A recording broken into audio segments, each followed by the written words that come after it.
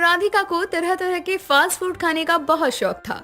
उनमें उसे सबसे ज्यादा छोले कुलचे पसंद थे।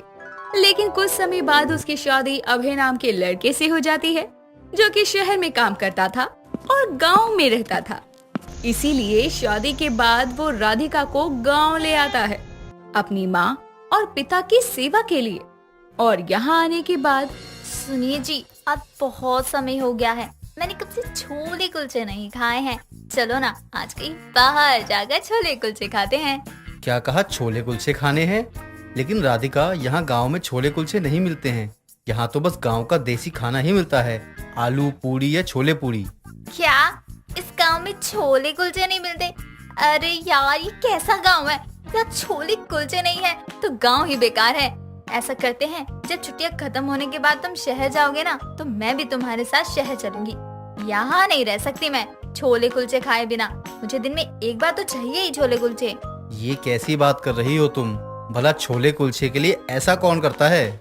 मैं करती हूँ, क्योंकि मुझे पसंद है छोले कुलचे। और मैंने कह दिया कि मैं भी शहर जाऊंगी तो बस जाऊंगी। वहाँ पर रोज छोले कुलचे मिलते हैं, मैं तो वहीं से खाऊंगी।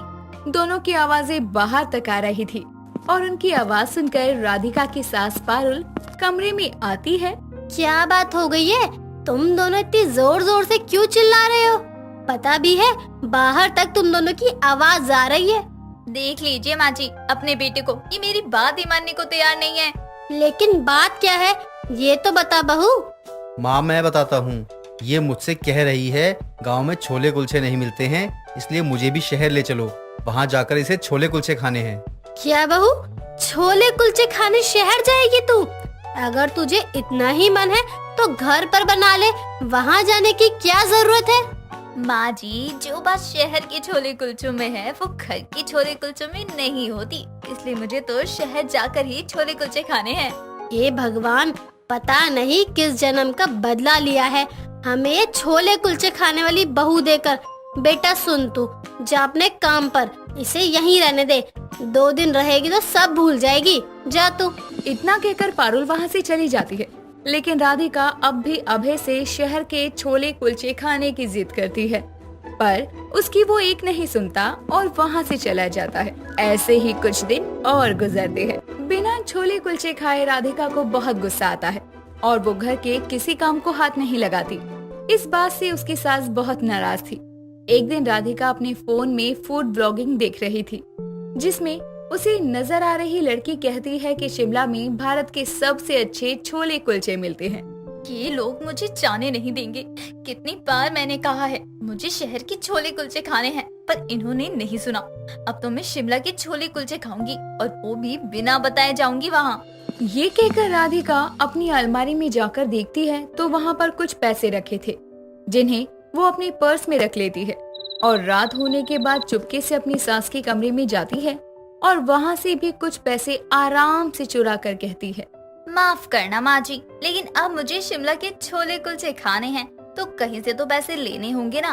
और आप इतनी सीधी भी नहीं हैं कि मेरे बोलने या मांगने से दे देती, इसलिए आपको बिना बताए ये पैसे लेकर जा रही हूँ और वहाँ से छोले कुलचे खाने के बाद आराम से वापस आऊंगी। अभी चलती हूँ, राम राम माँ जी। इतना कहकर राधिका वहाँ से चली जाती है। आधी रात वो किसी चोर की तरह घर से निकलती है और सीधा रेलवे स्टेशन पहुँच जाती है। कुछ घंटों का सफर तय करके वो शिमला पहुँचने वाली थी। यहाँ सुबह होने के बाद जब पारुल की आँख खुलती है तो वो राधिका को आवाज देती है, लेकिन लाख आवाज देने के बाद भी जब वापस से जवाब नहीं आता तो वो राधिका के कमरे में जाती है और देखती है कि वहाँ पर राधिका है ही नहीं। हाय राम, राधिका कहाँ चली गई? रात तो कमरे में ही थी, कहीं किसी के साथ भाग तो नहीं गई? नहीं नहीं, ऐसा नहीं कर सकती। एक बार ठीक से देख लेती हूँ, घर में क्या पता यहीं कहीं हो। इतना कहकर वो घर में चारों ओर राधिका को देख लेती है, लेकिन वो उसे कहीं नहीं मिलती। पारुल अपने कमरे में जाकर अपनी अलमारी देखती है तो वहाँ से कुछ पैसे गायब थे और एक चिट्ठी रखी हुई थी। माँ जी, मैंने आपसे कितनी बार कहा मुझे अभय जी के साथ शहर जाने दो, मुझे वहाँ के छोले कुलचे खाने, लेकिन आपने मेरी बात ही नहीं सुनी। अब मैं शहर नहीं बल्कि शिमला के छोले कुलचे खाने जा रही हूँ और जल्दी वहाँ से वापस आ जाऊंगी। आप मेरी चिंता मत करना, अपना ध्यान रखना। और हाँ, अलमारी में बहुत सारे पैसे थे तो मैंने उसमें से कुछ पैसे ले लिए। अब आपके बाद ये पैसे मेरे ही तो है ना, अपना ध्यान रखना। बाय। हे भगवान, मेरी बहू छोले कुलचे खाने के लिए घर से भाग गई, वो भी पैसे लेकर। एक चिट्ठी छोड़ गई है। अब मैं इस चिट्ठी के सहारे कहाँ ढूंढूं अपनी बहू को। ये पढ़कर पारुल को गुस्सा आता है और वो जल्दी से अपनी बेटी को कॉल लगाती है। बेटा कहाँ है तू? जल्दी से घर आ, सारा काम दाम छोड़कर तू आजा। लेकिन माँ क्या हुआ, बताओ तो। क्या हुआ? अरे तेरी वो छोले कुलचे वाली बीवी घर से भाग गई, सारे पैसे लेकर भागी है। अब तू जल्दी आजा, अगर गांव वालों को पता चल गया तो बदनामी हो जाएगी। लेकिन माँ राधिका ऐसा नहीं कर सकती, ध्यान से देखो, घर में ही होगी कहीं। बेटा मैंने सब जगह देख लिया, अलमारी से पैसे चुराए हैं और एक चिट्ठी भी रखी है जिसमें लिखा है कि वो शिमला के छोले कुलचे खाने चली गई।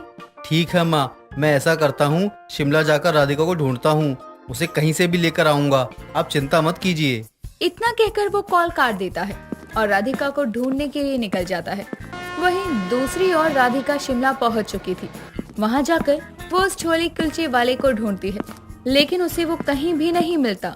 अरे यार, छोले कुलचे खाने इतनी दूर तो आ गई, लेकिन अभी तक वो छोले कुलचे वाला दिख क्यों नहीं रहा? और तो यहाँ तो ठंड भी बहुत है, क्या करूं? थोड़ा आगे जाकर उस चाय वाले से पूछती हूँ। ये कहकर वो आगे एक चाय की दुकान पर जाती है और वहां जाकर उससे उस छोले कुलचे के बारे में पूछती है। भैया, यहाँ का सबसे फेमस छोले कुलचे वाला कहाँ दुकान लगाता है? क्या आप मुझे उसका पता बता सकते हैं? अरे बहन जी, छोले कुलचे की दुकान तो यहाँ नहीं है। आप एक काम कीजिए, आप तनिक आगे जाके पता कर लीजिए, कोई जानता तो होगा ही ना। अरे थोड़ा याद कीजिए ना, शायद आपको पता हो, क्योंकि वो छोले कुलचे वाला बहुत फेमस है और उसके बारे में आप ना जानते हो ऐसा तो हो ही नहीं सकता ना। थोड़ा तो याद कीजिए, याद आ जाएगा आपको। अरे कह दिए ना नहीं मालूम है तो क्यों बार बार एक ही बात पूछे जा रही हो? अरे आगे जाओ, किसी और से पूछो, हमारा दिमाग काहे खराब कर रही हो? हाँ जा रही हूँ, ज्यादा कर दिखाने की जरूरत नहीं है, समझे? चाय वाले की बात सुनकर वो आगे चली जाती है। वहाँ भी काफी सारे लोगों से छोले कुलचे वाले के बारे में पूछती है। बहुत पूछने के बाद उसे कोई उस छोले कुलचे वाले का पता बता देता है। राधिका उस छोले कुलचे वाले के पास जाकर एक प्लेट छोले कुलचे लेती है और अपना पर्स एक तरफ रखकर छोले कुलचे खाती है और कहती है, ये क्या? मैंने तो सुना था यहाँ के छोले कुलचे बहुत फेमस है, लेकिन इसमें तो ऐसी कोई बात ही नहीं लग रही। नहीं इनका स्वाद अच्छा है, ऐसा लग रहा है जैसे 2 दिन से रखे हुए हैं और खराब हो गए हैं। अभी बताती हूँ इसे। भाई ये क्या छोले कुलचे हैं? ये तो बिल्कुल भी अच्छे नहीं है। आपने मुझे खराब छोले कुलचे दिए हैं ना? मैडम जी, ये क्या कह रही हैं? एकदम ताजे हमारे छोले कुलचे, कोई कमी नहीं है इनमें, समझिए आप। तुम झूठ कह रहे हो, एकदम बकवास है ये छोले कुलचे। आज तक मैंने इतने बुरे छोले कुलचे नहीं खाए। अगर इतने ही बुरे लग रहे हैं तो पैसे देकर जाओ यहाँ से। हाँ जा रही हूँ, तुम्हारे पैसे तुम्हारे मुंह पर मारूंगी। मुझे खुद शर्म आ रही है कि मैं इतने बेकार छोले कुलचे खाने के लिए गांव से यहाँ आ गई। अरे मैडम, आप पैसे देकर यहाँ से जाओ, दिमाग मत चाटो हमारा। ये क्या? मेरा पर्स कहाँ है? मैंने यही रखा था, कहाँ गया मेरा पर्स? राधिका का पर्स वहाँ से चोरी हो चुका था और अब उसके पास पैसा नहीं था। ये देखकर छोले कुलचे वाला उसे शक की निगाहों से देखता है और उससे अपनी दुकान के सारे झूठे बर्तन धोने को कहता है। राधिका को अपनी गलती समझ आती है और अब उसे वापस घर जाना था। फिलहाल अभय का इंतजार करने के अलावा उसके पास कोई दूसरा चारा नहीं था।